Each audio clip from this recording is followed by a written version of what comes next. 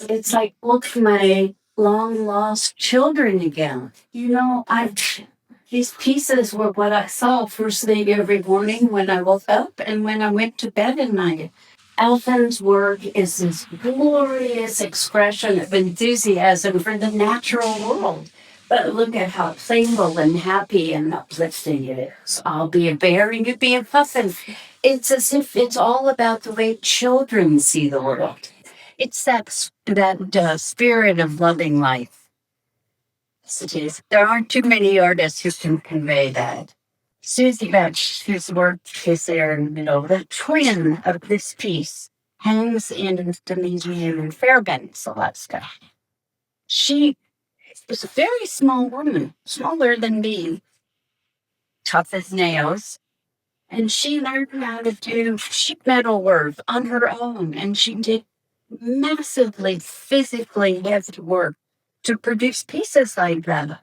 They're all contemporary expressions of the spirituality of these people who grew up on the land and on the water and with the creatures of the sea and the land. When you look at the mask on top by Kathleen Carlo, who grew up along the Yukon River, the first thing that I see in it are little blue bees. Well, that's because people who grow up there feed blueberries all summer long. Maybe at the end of the summer, feed blackberries, as we call it. They might be cassis in French, currants. So there are berries for sustenance, the feathers on the birds for sustenance. But then interestingly, the personal move there for me is that you see those little bits of gold nuggets on there. Her father was a gold miner. And that's why she decided to use that to show tears. That's the way I view that as a sort of a happy, sad face.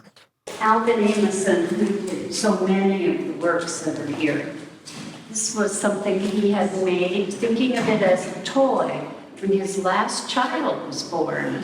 Look at the way the museum has done this. The playfulness of the art is here. Imagine living through a winter in Alaska where there's no sun and it's freezing cold, and the only way you can stay warm is by being in a tiny little hut together made of some natural material. You laugh, you tell stories. That's what keeps the human mind alive. So you see it in all this art.